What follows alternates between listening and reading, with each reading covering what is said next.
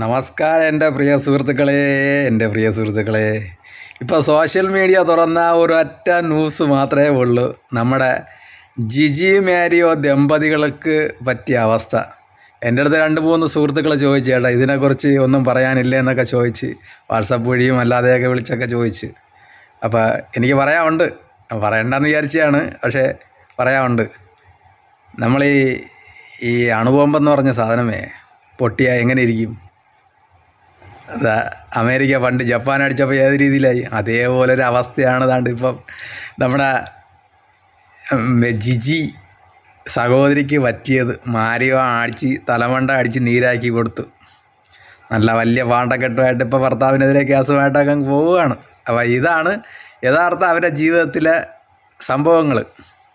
എനിക്ക് പറയാനുള്ളത്, ഈ ഒരു സമയത്തും വഴക്കൊന്നും കൂടാതെ പോകുന്ന ദമ്പതികൾ ഇങ്ങനെ സോഷ്യൽ മീഡിയയിലൊക്കെ പറയുമ്പം സ്വന്തം ഭർത്താവിനെ തള്ളിപ്പറയുന്ന ഭാര്യമാരുണ്ട്, ഭാര്യനെ തള്ളി പറയുന്ന ഭർത്താക്കന്മാരുണ്ട്. ഇതൊക്കെ അങ്ങ് കേട്ടങ്ങ് രസിച്ചങ്ങ് ഇരിക്കുകയാണ് കുറേ ആൾക്കാർ. ഇപ്പോൾ കണ്ട ഏതാണ് അവസ്ഥയെന്ന്. ഇവരുടെ പരാതികളൊക്കെ ഉണ്ടല്ലോ, സത്യാവസ്ഥ പറഞ്ഞു കഴിഞ്ഞാൽ ഇവരുടെ പരാതികളൊക്കെ ഇവരിങ്ങനെ കൂട്ടി മനസ്സിലിങ്ങനെ വീർത്ത് ഇങ്ങനെ വെച്ച് ഒരു ദിവസം പൊട്ടിത്തെറിച്ചപ്പോൾ ഇങ്ങനെ ഒരവസ്ഥയായി മാറിയത്.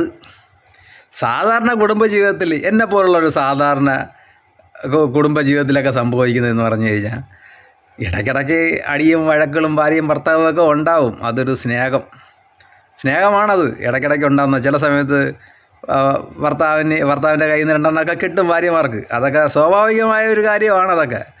പിന്നെ അതേപോലെ നമ്മുടെ ഭാഗത്ത് തെറ്റുണ്ടെങ്കിൽ ഭാര്യ നമ്മളെ വല്ലതൊക്കെ പറയും. അതൊക്കെ നമ്മൾ കള്ളനെ പോലെ ഇങ്ങനെ കേട്ടോണ്ടൊക്കെ ഇരിക്കണം.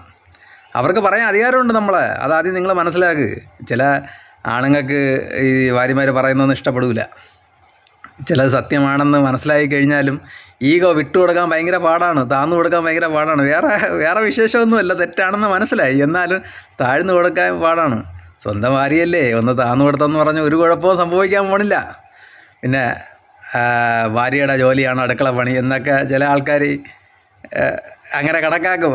അതൊന്നും ഇല്ലപ്പാ. നമ്മളൊക്കെ വീട്ടിലൊക്കെ ജോലിയൊക്കെ ചെയ്യും. അവിടെ പാത്രം കഴുകും, തുണി അലക്കും, മക്കളുടെ തുണിയൊക്കെ അലക്കും, പിന്നെ അതേപോലെ വീട്ടിലെ ഭക്ഷണമൊക്കെ വയ്ക്കും, അത്യാവശ്യം എല്ലാം.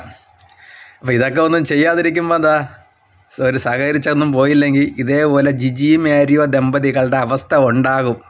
എൻ്റെ പ്രിയ സുഹൃത്തുക്കളെ, നിങ്ങൾ ഇടയ്ക്കിടയ്ക്കൊക്കെ പൊട്ടിത്തെറിക്കുന്നതൊക്കെ നല്ലത് തന്നെയാണ്. നമ്മളെ ഉള്ളിലുള്ളതൊക്കെ അങ്ങനെ പുറത്തു പോവും. പറഞ്ഞു തീർക്കുമ്പോൾ കുറച്ച് കഴിയുമ്പോൾ അതൊരു സമാധാനം കിട്ടും. എത്രയൊക്കെ വന്നാലും നമ്മുടെ ഭാര്യയെ നമ്മളെ വിളിക്കും. എത്രയൊക്കെ വഴക്കും ഇതൊക്കെ കൂടിയാലും അവരേ ഉള്ളൂ നമുക്ക്, വേറെ ആരും ഇല്ല. അല്ലെങ്കിൽ ഇതേപോലെ പൊട്ടിത്തെറിച്ച് പെട്ടെന്ന് ഡിവോഴ്സിൻ്റെ വക്കിലൊക്കെ പോവും. അതുകൊണ്ട് എൻ്റെ സുഹൃത്തുക്കളെ, എനിക്ക് നിങ്ങളോട് പറയാനുള്ളത്, ഈ സോഷ്യൽ മീഡിയയിൽ ദാമ്പത്യ ജീവിതത്തിനെക്കുറിച്ച് പറയുന്ന ഇവന്മാരെ പോലത്തെ മരങ്ങോടന്മാരുടെ വാക്കുകളൊന്നും നിങ്ങൾ വിശ്വസിക്കരുത്. യഥാർത്ഥ ദാമ്പത്യ ജീവിതം എന്ന് പറയുന്നത് നമ്മൾ ജീവിച്ചു പോകുന്നതാണ് യഥാർത്ഥ ദാമ്പത്യ ജീവിതം എന്ന് പറയുന്നത്. നമ്മളെ പോലത്തെ സാധാരണ ആൾക്കാർ ജീവിച്ചു പോകുന്നതാണ് യഥാർത്ഥ. അതിൽ ഒരുപാട് കയ്പുള്ള ദിവസങ്ങളുണ്ടാവും, കുറച്ച് സന്തോഷമുള്ള ദിവസങ്ങളൊക്കെ ഉണ്ടാവും. ഇതൊക്കെ കണ്ടും സഹിച്ചും കേട്ടൊക്കെ അങ്ങ് പോകണം. അതാണ് ജീവിതം. അല്ല ഇവരെപ്പോലുള്ള മണ്ണന്മാരൊക്കെ വന്നിങ്ങനെ പറയുന്നപ്പം കുറേ ഭാര്യമാരിങ്ങനെ വന്നിട്ട് ഭർത്താക്കന്മാർ അങ്ങനെ കണ്ണുറുക്കിയൊക്കെ ഇങ്ങനെ നോക്കും. അതുപോലെ ഭർത്താക്കന്മാർ നീ കേട്ട് പടിയടി ഇത് ഇങ്ങനെയാണെന്നൊക്കെ പറഞ്ഞിട്ടൊക്കെ.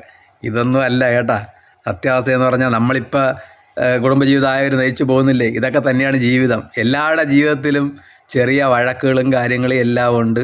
അന്നന്ന് പറഞ്ഞ് അന്നന്ന് തീർക്കുന്നു. അങ്ങനെ പോകുന്നതാണ് നമുക്ക് നമ്മുടെ ജീവിതത്തിൽ ഏറ്റവും വലിയൊരു.